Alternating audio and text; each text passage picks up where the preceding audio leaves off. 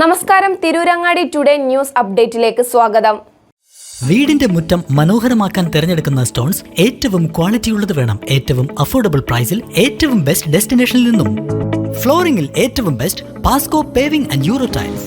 നിർമ്മാണത്തിലെ സമാനതകളില്ലാത്ത ക്വാളിറ്റി, വിദഗ്ധരായ തൊഴിലാളികളും ഇൻസ്റ്റലേഷനിലെ കൃത്യതയും, കുറഞ്ഞ ചെലവിൽ വീട് നിർമ്മിക്കാൻ ആവശ്യമായ ലോക്ക് ബ്രിക്സിന്റെയും ഹോളോ ബ്രിക്സ്, AAC ബ്ലോക്സ്, ജാളികൾ എന്നിവയുടെയും ഗംഭീര കളക്ഷൻ. ഇതെല്ലാം ഇത്രയും വിലക്കുറവിൽ. നിങ്ങളുടെ മുറ്റങ്ങൾക്ക് പാസ്കോയുടെ ഉറപ്പ്. പാസ്കോ. വാർത്തകൾ വിശദമായി. തെന്നല സർവീസ് സഹകരണ ബാങ്കിൽ ജോലി വാഗ്ദാനം ചെയ്ത് ലക്ഷങ്ങൾ തട്ടിയെടുത്തുന്ന പരാതിയുമായി യുവാവ് രംഗത്ത്.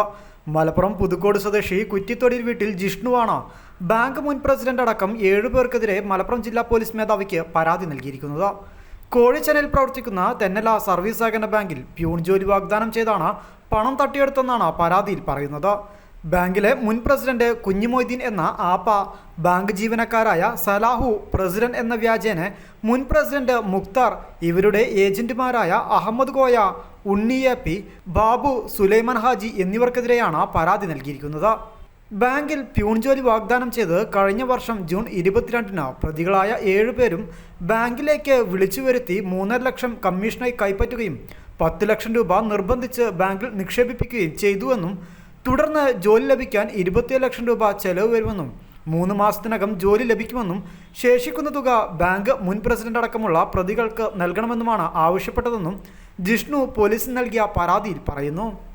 തുടർന്ന് ബാങ്കിലെ മറ്റു ഡയറക്ടർമാർക്ക് നൽകാനാണെന്നും ജോലി വേഗത്തിൽ ലഭിക്കാൻ അത്യാവശ്യമാണെന്നും പറഞ്ഞ് ബാങ്ക് മുൻ പ്രസിഡന്റായ കുഞ്ഞിമൊയ്തീൻ ആവശ്യപ്പെട്ടതനുസരിച്ച് 3 ദിവസത്തിനകം 2 ലക്ഷം രൂപ കൂടി നൽകിയതായും പരാതിയിൽ പറയുന്നുണ്ട്. എന്നാൽ തുക നൽകിയിട്ടും ജോലി ലഭിക്കാതായതോടെ അന്വേഷിച്ചപ്പോൾ ബാങ്കിൽ ഇലക്ഷൻ കഴിഞ്ഞ് പുതിയ ഡയറക്ടർ ബോർഡ് വന്നാൽ ജോലി ലഭിക്കുമെന്നാണ് ഇവർ പറഞ്ഞത്. തുടർന്ന് ബാങ്കിൽ പോയപ്പോഴാണ് ബാങ്ക് നഷ്ടത്തിലാണെന്നും താൻ വഞ്ചിക്കപ്പെട്ടെന്നും തിരിച്ചറിഞ്ഞതെന്നും ഇയാൾ മനസ്സിലാക്കി. തുടർന്ന് നൽകിയ പണം ആവശ്യപ്പെട്ടതിനെ തുടർന്ന് പല തവണകളിലായി 5,50,000 രൂപ തിരിച്ചു ലഭിച്ചു. എന്നാൽ ബാങ്കിൽ നിക്ഷേപിച്ച 10 ലക്ഷം രൂപ ഇനിയും ലഭിച്ചിട്ടില്ല. ചെറിയ കച്ചവടം തുടങ്ങുന്നതിന് പണം അത്യാവശ്യമായതിനാൽ പണം തിരിച്ചു നൽകാൻ ആവശ്യപ്പെട്ടെങ്കിലും ബാങ്കിൽ അന്വേഷിക്കാനാണ് ഇവർ ആവശ്യപ്പെട്ടതെന്നും, എന്നാൽ ബാങ്ക് അധികൃതർ പണം നൽകുന്നില്ലെന്നും ഇയാൾ പറയുന്നു. ഇതോടെയാണ് ഇയാൾ പോലീസിനെ സമീപിച്ചത്.